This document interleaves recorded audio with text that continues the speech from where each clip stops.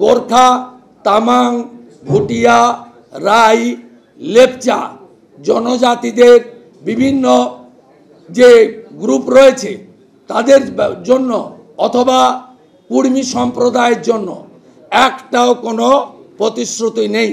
অথচ কুর্মী উন্নয়ন বোর্ড, আদিবাসী উন্নয়ন board, Lepcha board, Bhutia board, Tamang board, Gorkha board, নানা বোর্ড হয়েছে।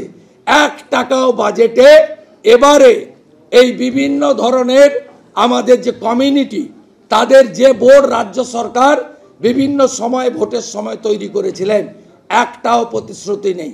হসপিটাল আপগ্রেডেশন, শিক্ষা দপ্তর শিক্ষা প্রতিষ্ঠান আপগ্রেডেশন, আধুনিক শিক্ষার কথা কোথাও নেই। আর গঙ্গাসাগরের ব্রিজ, এই ব্রিজের জন্য যে বরাদ্দ হয়েছে এই বরাদ্দ জলের অনেক নিচে চলে যাবে। শুধুমাত্র ভোটের আগে শিলান্যাস করতে চান উনি কপিল মুনিকে ভাঙাতে চান। তাই জন্য এই মিথ্যাচার, এই বাজেট দিশাহীন বাজেট, এই বাজেটে আয় ব্যয়ের সামঞ্জস্য নেই, এই বাজেট বেকার যুবকদের সর্বনাশের বাজেট, এই বাজেট পাহাড় সুন্দরবন জঙ্গলমহলের উপেক্ষার বাজেট, এই বাজেট চা শ্রমিকদেরকে ভাড়াটিয়া বানানোর বাজেট, মালিকানা কেড়ে নেওয়ার বাজেট। আমরা এই বাজেটের তীব্র বিরোধিতা করছি এবং আগামীকাল বাজেট বিতর্কের সূচনা ডক্টর অশোক লাহিড়ী করবেন। আগামী শনিবার বাজেট বিতর্কের শেষ দিনে আমি পার্টিসিপেট করব। আমাদের অন্যান্য বিজেপি বিধায়করা 180 মিনিটের মধ্যে 170 মিনিট বাজেটে ডিসকাশন করে এলোবোরেটলি বিস্তারিতভাবে আমরা সেখানে হাউসে তুলে ধরব।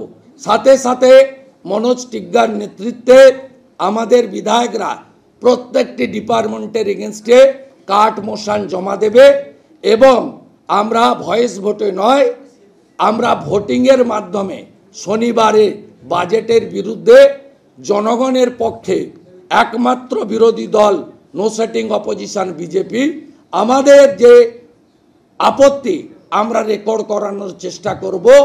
যদি স্পিকার ভোটাভুটি পর্যন্ত যান, তাই আমার পার্টটা কমপ্লিট করলাম। ডক্টর অশোক লাহিড়ী তিনি ভারত সরকারের একটা সময় ইকোনমিক অ্যাডভাইসার ছিলেন এবং তার সম্পর্কে আমার নতুন কিছু করে বলার নেই। তিনি আপনাদেরকে অত্যন্ত সুন্দরভাবে তার অভিজ্ঞতা প্রাজ্ঞতা দিয়ে বলার চেষ্টা করছেন। আমি পরে 40%, হ্যাঁ, জানুয়ারিতে 4% বাড়বে, সেপ্টেম্বরে বাড়বে 4। আমি সেপ্টেম্বর অবধি যাচ্ছি না। এই 4% যদি ধরে নিই তাহলে 36-এর সঙ্গে 4 হয়ে 40 ডিফারেন্সই থাকবে।